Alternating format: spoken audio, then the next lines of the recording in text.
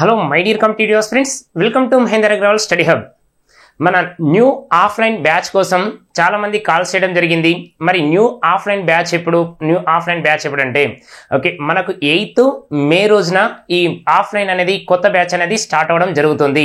అంటే మరి ఈ ఆఫ్లైన్ బ్యాచ్ మరి మ్యాథ్స్ సపరేట్ ఉంటుందా లేకుంటే జిఎస్తో కలిపి ఉంటుందా అంటే మనకు మ్యాథ్స్ స్పెషల్ మ్యాథ్స్ అనేది సపరేట్ ఉండడం జరుగుతుంది. లేదు నాకు జనరల్ స్టడీస్ కావాలంటే ఈ జనరల్ స్టడీస్తో కలిపి కొత్త బ్యాచ్ అనేది స్టార్ట్ అవ్వడం జరుగుతుంది. ఎప్పుడంటే 8th మే రోజు అంటే గురువారం రోజు మనకు కొత్త బ్యాచ్ అనేది స్టార్ట్ అవ్వడం జరుగుతుంది. నెక్స్ట్ మనం నిన్న నుంచి ఒక న్యూస్ చూసినట్లయితే ఒక న్యూస్ అనేది వైరల్ అవుతుంది. అది న్యూస్ పేపర్లో కావచ్చు, లేదా యూట్యూబ్లో కావచ్చు, లేదా మనకు సోషల్ మీడియాలో కావచ్చు. ఏంటి ఆ న్యూస్ అంటే మనకు తెలంగాణలో అతి త్వరలో 12,000 పోలీస్ ఉద్యోగాలని ఇవ్వడం జరిగింది. మరి 12,000 పోస్టులు ఉంటాయా, మరి 10,000 పోస్టులు ఉంటాయంటే ఒక్కసారి చూసినట్లయితే మనం నిన్న న్యూస్ పేపర్లో చూసినట్లయితే ఏమని మెన్షన్ చేసిండు, త్వరలో 12,000 పోలీస్ ఉద్యోగాల భర్తీ అన్నాడు. మరి ఇది ఇప్పటి వరకు అధికారికంగా వచ్చిందా అంటే మనకు గవర్నమెంట్ నుంచి అఫీషియల్ గా రాలేదు. మరి ఇక న్యూస్ పేపర్లో కానీ దీంట్లో వైరల్ అవుతుంది కాబట్టి ఇన్ కేస్ కొంతమంది ఏం చేస్తారంటే స్టూడెంట్స్ ఇక అలర్ట్ అవుతారు. మరి ఇప్పుడు న్యూస్ పేపర్లో చూస్తేనో లేకుంటే మనకు సోషల్ మీడియాలో చూసినట్లయితే కొంతమంది వెంటనే ఇక ఆ ఇన్స్టిట్యూట్లోకి రావడం కానీ, లేదా ఆన్లైన్ కోర్స్ కానీ, లేదా ఆఫ్లైన్ కోర్స్ కానీ ఇక స్టార్ట్ చేయడం జరుగుతుంది. మరి ఈ జాబ్ రావాలంటే ఎస్ఐ కావచ్చు, కానిస్టేబుల్ రావచ్చు, ఓకేనా, మినిమం 1 year అనేది ప్రిపరేషన్ అనేది ఉండాలి. ఇక మనోళ్ళు ఏం చేస్తారంటే నోటిఫికేషన్ వస్తేనే స్టార్ట్ చేస్తా లేకుంటే లేదన్నట్టు చాలా మంది బిహేవ్ చేస్తారు. కాబట్టి మరి నోటిఫికేషన్ వచ్చినాకనే స్టార్ట్ చేస్తా అంటే జాబ్ కొట్టడం అనేది అసాధ్యమనే చెప్పొచ్చు. మరి ఎందుకంటే దాదాపు 3, 4, 5 years నుంచి కూడా ప్రిపేర్ అయ్యే వాళ్ళే ఉన్నారు. కాబట్టి మరి వాళ్ళని రీచ్ కావాలంటే మన ప్రిపరేషన్ అనేది నోటిఫికేషన్తో సంబంధం లేకుండా ఈ రోజు నుంచే మనం స్టార్ట్ చేసినట్లయితే మనకు జాబ్ రావడానికి అవకాశాలు ఎక్కువ ఉన్నాయి. మరి ఇప్పుడు బ్యాచ్ అనేది ఎప్పుడు అనుకున్నామంటే చూడండి, మనకు 8th మే రోజు అనుకున్నాం కదా. 8th మే రోజు మనకు థర్స్డే రోజు స్టార్ట్ అవుతుంది. ఒకసారి అడ్రస్ చూసినట్లయితే మనకు metro pillar 1529 Dilsukh Nagar CMR shopping mall పక్కకు 3rd floor Mahender Agarwal study hub ఉంటుంది. ఆ 3rd floor ఎప్పుడు స్టార్ట్ అవుతుందంటే క్లాసు మార్నింగ్ 9 గంటలకు స్టార్ట్ అవుతుంది. ఓకేనా, 8th రోజు. మరి ఇందులో ఏమేమి నేర్చుకుంటామంటే చూడండి, మనకు స్పెషల్ మ్యాథ్స్ కావాలనుకున్న వాళ్ళు స్పెషల్ మ్యాథ్స్కి రండి. లేదు మాకు మ్యాథ్స్తో పాటు జనరల్ స్టడీస్ కావాలనుకున్న వాళ్ళు జనరల్ స్టడీస్లో జాయిన్ అవ్వండి. ఓకేనా, ఇక మ్యాథ్స్లో చూసినట్లయితే మీరు ఇప్పటి వరకు నేర్చుకున్న మ్యాథ్స్కు ఇప్పుడు ఎగ్జామ్లో వచ్చే మ్యాథ్స్కు డిఫరెంట్ ఉందా లేదా? మీరు ఎప్పుడో 2014 కానీ లేదా 15లో చదివిన క్వశ్చన్సే వస్తాయంటే మీరు 2023 క్వశ్చన్ పేపర్ చూసినట్లయితే Telangana SI constable paper standard పెంచిండా లేదా? నెక్స్ట్ ఏపీకి చూసినట్లయితే 2018లోనే క్వశ్చన్ పేపర్ అనేది స్టాండర్డ్ పెంచిండు. కొన్ని క్యాట్ క్వశ్చన్స్ కూడా 30 క్వశ్చన్స్ అనేవి క్యాట్ క్వశ్చన్స్ కూడా ఇవ్వడం జరిగింది. కాబట్టి మన ప్రిపరేషన్ అనేది ఎలా ఉండాలంటే బేసిక్ లెవెల్ నుంచి స్టార్ట్ చేస్తే అడ్వాన్స్ లెవెల్లో ఉండాలి. అంతేకాని నేను చిన్న చిన్న క్వశ్చన్ నేర్చుకుంటా, సింగిల్ క్వశ్చన్ 2 lines క్వశ్చన్ నేర్చుకుంటా అంటే నువ్వు అక్కడ ఎగ్జామ్కి వెళ్ళేసరికి 4 line క్వశ్చన్స్ ఉంటుంది, 5 line క్వశ్చన్స్ ఉంటుంది. కాబట్టి ఖచ్చితంగా నువ్వు క్లాస్ రూమ్లో నేర్చుకోవాల్సిందే. అడ్వాన్స్ లెవెల్ నేర్చుకున్నట్లయితే నీకు ఎగ్జామ్లో అడ్వాన్స్ లెవెల్ ఇచ్చినా నువ్వు చేస్తావు. ఇక సింపుల్ ఇచ్చిన అనుకోండి క్వశ్చన్ పేపర్ యావరేజ్ ఇస్తే మ్యాక్సిమం బైక్ కొట్టే ఛాన్సులు ఉన్నాయి. కాబట్టి నువ్వు ఇక్కడ ఎలా నేర్చుకోవాలంటే మనకు లెవెల్ వైజ్గా అనేది నేర్చుకోవాలి. లెవెల్ వైజ్ అంటే ఆల్రెడీ మనకు అరిథమెటిక్ 3.0 బుక్లో ఆల్రెడీ 5 levels చేసినాం కదా.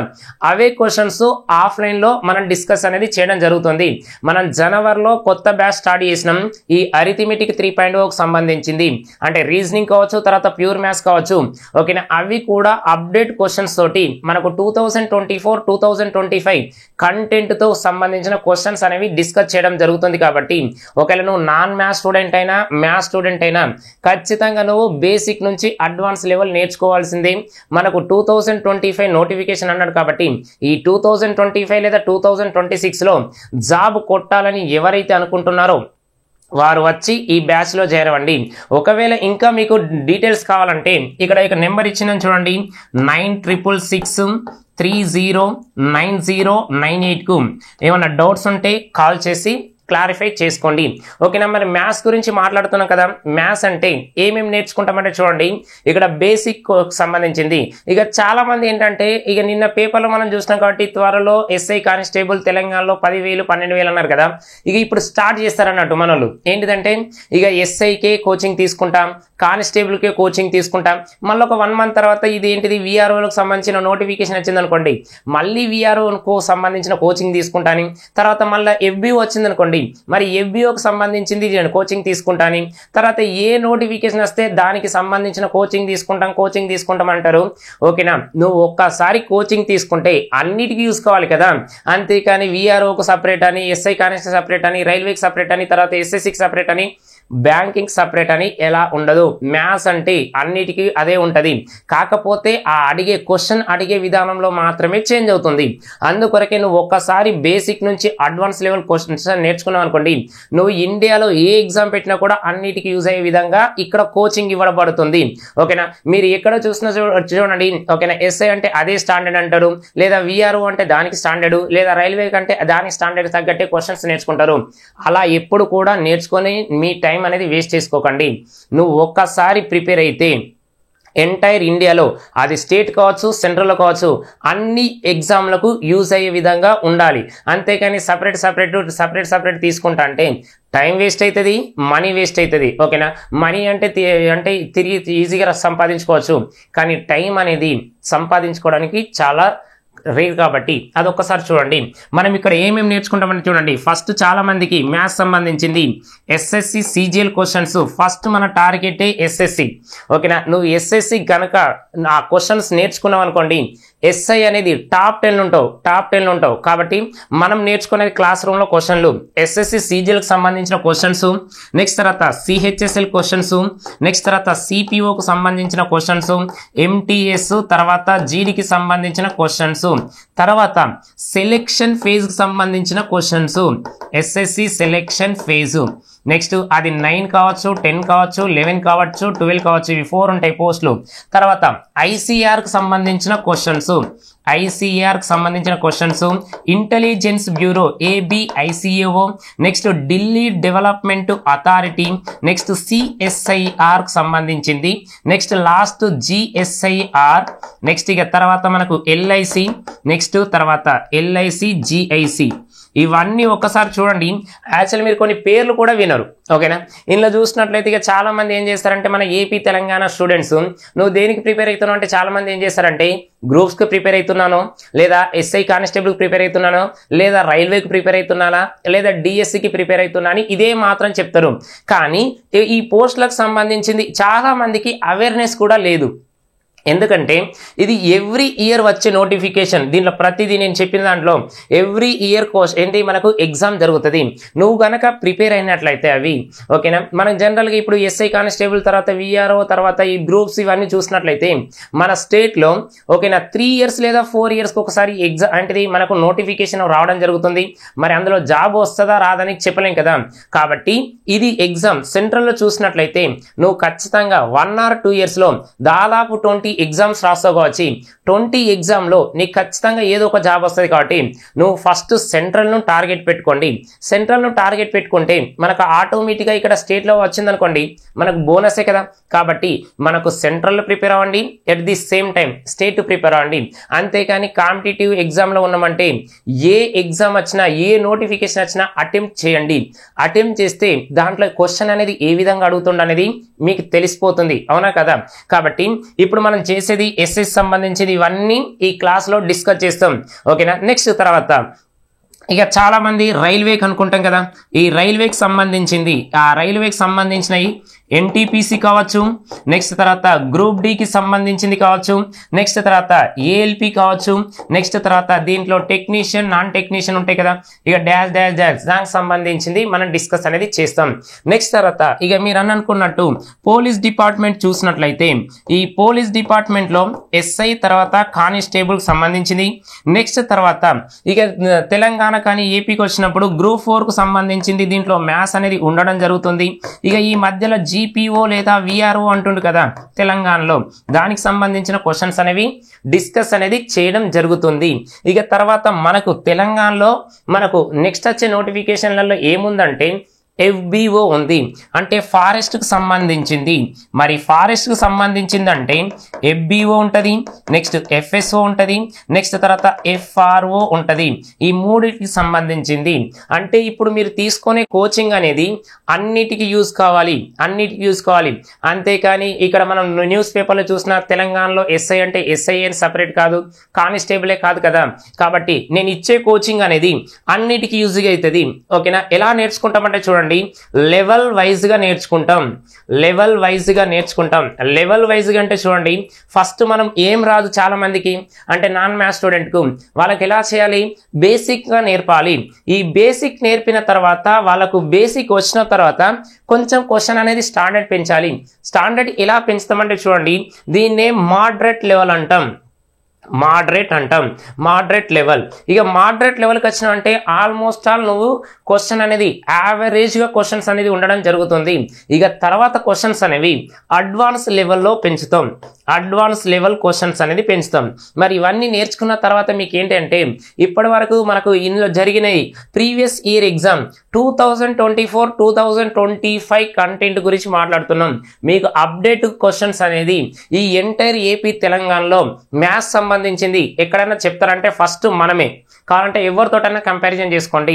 ఈ 2024 కావచ్చు, 25 క్వశ్చన్స్ కావచ్చు, మీకు సెంట్రల్లో ఏ ఎగ్జామ్ జరిగినా కొంచెం డిఫరెంట్ మోడల్ వచ్చింది అనుకోండి, ఫస్ట్ మన ఆన్లైన్ క్లాస్ లేదా బుక్ లేదా ఆఫ్లైన్ క్లాస్లో మనకు ఉండడం జరుగుతుంది.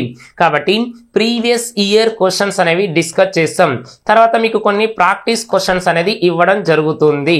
అబ్జర్వ్ చేయండి, మీకు లెవెల్ వైజ్ అంటే ఈ లెవెల్ వైజ్గా ఉంటుంది. ఓకేనా? బేసిక్ లెవెల్ ఉంటుంది, మోడరేట్ లెవెల్ ఉంటుంది, అడ్వాన్స్ లెవెల్ ఉంటుంది, ప్రీవియస్ ఇయర్ క్వశ్చన్స్ ఉంటాయి, ప్రాక్టీస్ క్వశ్చన్స్ ఉంటాయి. నువ్వు ఇన్ని నేర్చుకున్న తర్వాత మోడల్ మిస్ అవుతుందా? మోడల్ అనేది అస్సలకే మిస్ అవ్వదు. మీరు చూడండి 2022 నోటిఫికేషన్ అంటే 2022-23 నోటిఫికేషన్ చూసినట్లయితే మనం బుక్లోకి వెళ్ళి ఒక్క మోడల్ అన్న మిస్ అయిందంటే మోడల్ అనేది మిస్ కాలేదు. ఆల్రెడీ ఇక్కడ మెన్షన్ చేసినాను చూడండి, 2022-23లో మనకు ఏపీ ఎస్ఐ కావచ్చు, తెలంగాణ ఎస్ఐ కావచ్చు, ఏపీ కానిస్టేబుల్ కావచ్చు, తెలంగాణ కానిస్టేబుల్ కావచ్చు, నెక్స్ట్ తెలంగాణ డిఓ కావచ్చు, గ్రూప్ 4 కావచ్చు, మన చెప్పిన మోడల్ యాస్టీస్ మోడల్స్ అని చెప్తున్నా నేను. యాస్టీస్ అనేది రావడం జరిగింది. మీరు ఎంటైర్ ఏపీ తెలంగాణలో మీకు పేజ్ నెంబర్తో సహా ఎవరైనా పెట్టిరంటే ఫస్ట్ మనమే పెట్టినాం.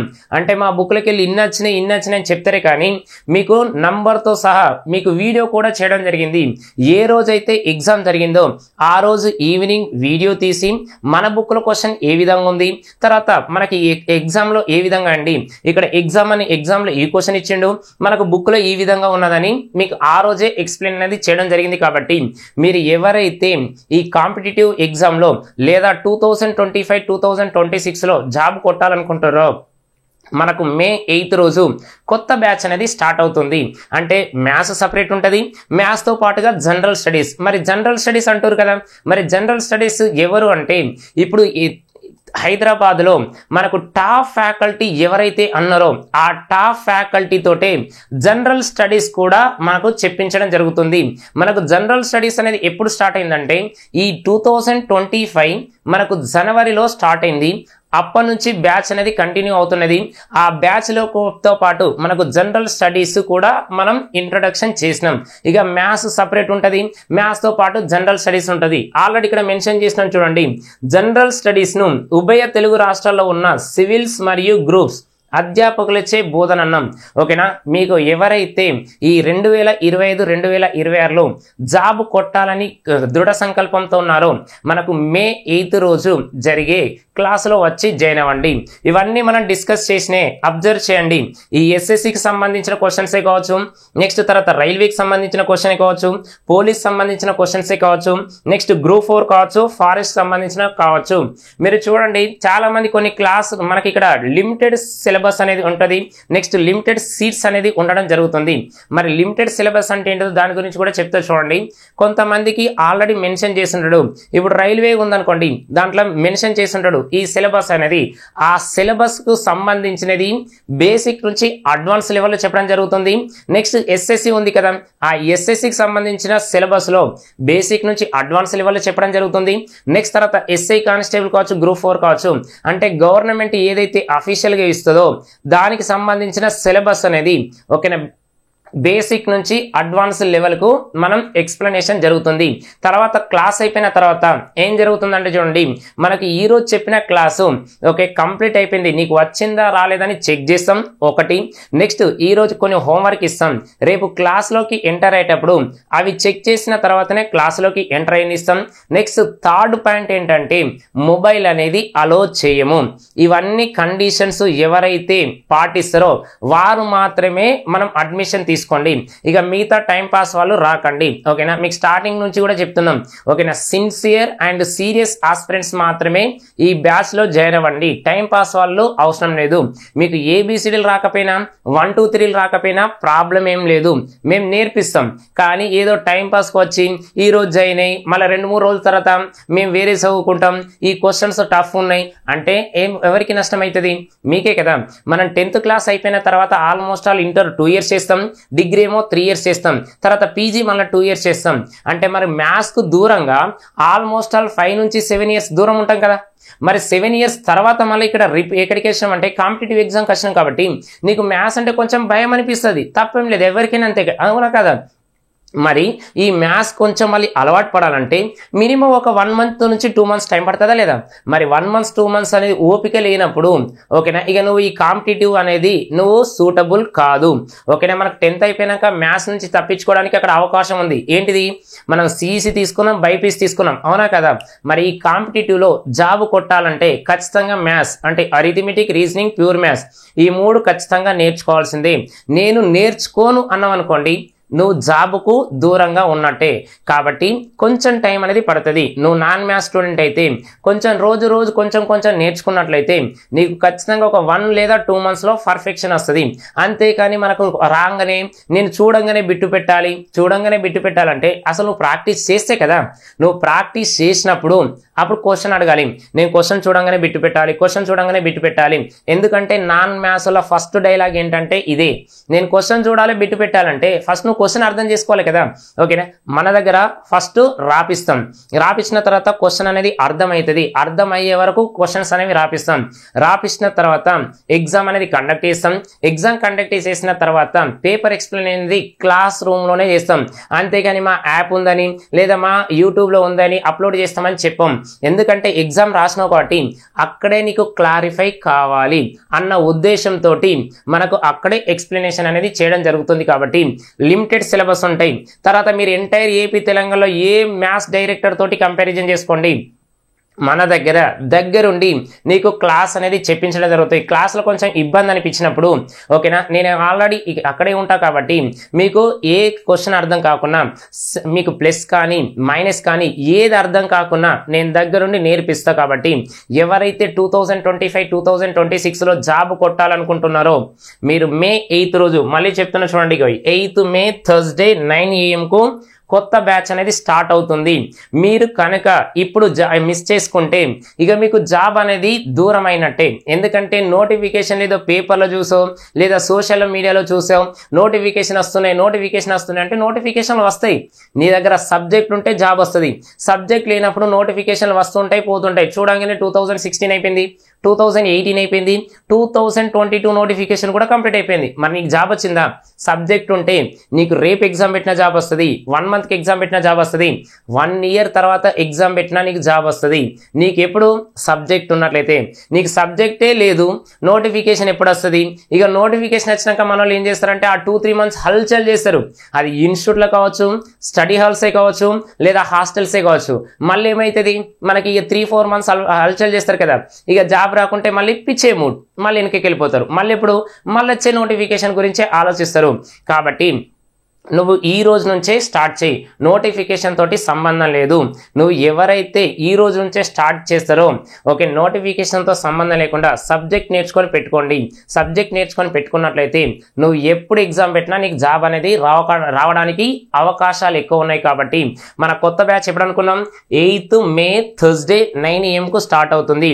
ఈ 2025-26లో ఎవరైతే జాబ్ కొట్టాలని దృఢ సంకల్పంతో ఉన్నారో వారు వచ్చి ఈ బ్యాచ్లో జాయిన్ అవ్వండి. అందరికీ wish you all the best.